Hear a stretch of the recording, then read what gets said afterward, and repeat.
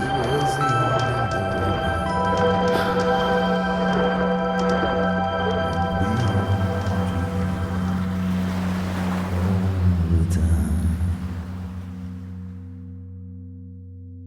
Hello, friends.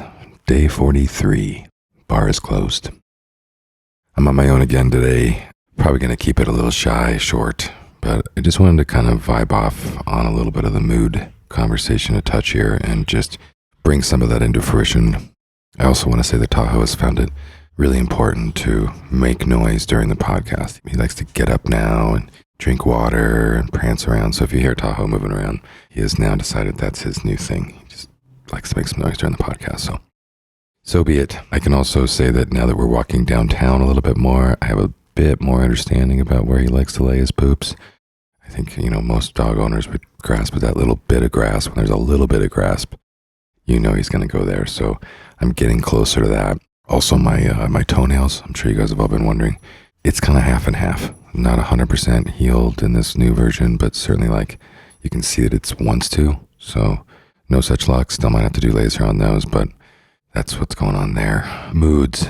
In respect of all the human moods and experiences and ranges and emotions and permission to grieve and all the things that, people are talking about these days, I do want to say, in the short life that I have here to live, and hopefully the best years I have left ahead of me, I really want my moods to really embark as much as I can in the realm of passion, joy, ease, and love, right? Of course, I'm going to have all the different ranges, but am I feeling enough joy? Am I creating enough joy? Am I inviting enough joy? Am I feeling that kind of joy and inspiration? I kind of see joy and inspiration in similar ways because I get a lot of joy from being inspired, but passion, joy, ease, and love. If I have a choice here and I'm on a mission and I'm trying to do right, so to speak, by myself and by others and by being healthy and awake and acknowledging my own dysfunctions and functions, then what's the outcome? What's the win? And for me, that's kind of where I'm going and all that. And, with that, I think that's living a life worth examining, or an examined life. This is not new.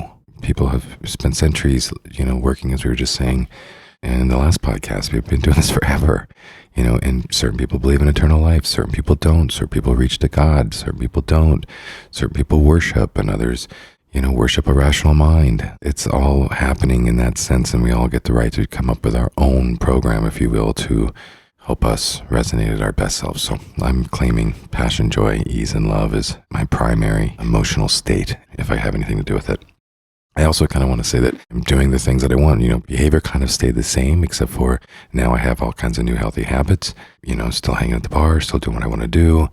Still eat what I want to eat, still drink non-alcoholic booze, but kind of boozy stuff. But as I'm taking in more information, as I'm examining my life, as I'm learning more about other things, I came across this Pythagoras cat, and I gotta say, this guy, one of the first people who, recognized Earth as a sphere. He employed music in everything he did, and was kind of the creator of our musical scale now. He refined that, and, one of the first person to call heavens the universe, and acknowledged that, reality is a mathematical, knowledge of nature, that nature is by nature math, and that, philosophy can be used for spiritual purification, which is exactly kind of when I always started to think about mixed messages in my life is it seemed philosophical. I mean, not philosophy as a practice, but I'm thinking, I'm examining, isn't that what philosophy is? And I do believe that kind of examination and that can give you access to that kind of spiritual purification. And so I totally follow him on that. And I do believe in a soul, and, he believed that a soul can rise to union with the divine. He was a big believer that certain symbols have major spiritual significance, and that the soul is immortal, and that you can actually remember past lives. And he was much like Jesus and had disciples. I mean, I'm looking at this guy going, here I am just trying to stay sober for 43 fucking days, And there's so many more like him. I mean, he's one of the greats, but a human. So I guess that's, kind of where I'm at. And I think I was always kind of foolishly optimistic, as I often said before. And, now we have this big terminology of toxic positivity. And, I just kind of leave us with that in the sense that an examined life doesn't have to be all negative, and a life that's all positive, it's that poison and potion can be toxic. So here I am examining life, another day sober, happy to be sober, happy that I have this kind of keen sharpness and emotional heart space to continue to learn about other great people, humans on Earth, and how they've impacted our experience here and how we can have a better impact on the experience of life on Earth. All right, that's it for today. Thank you much. Talk, guys. Bye.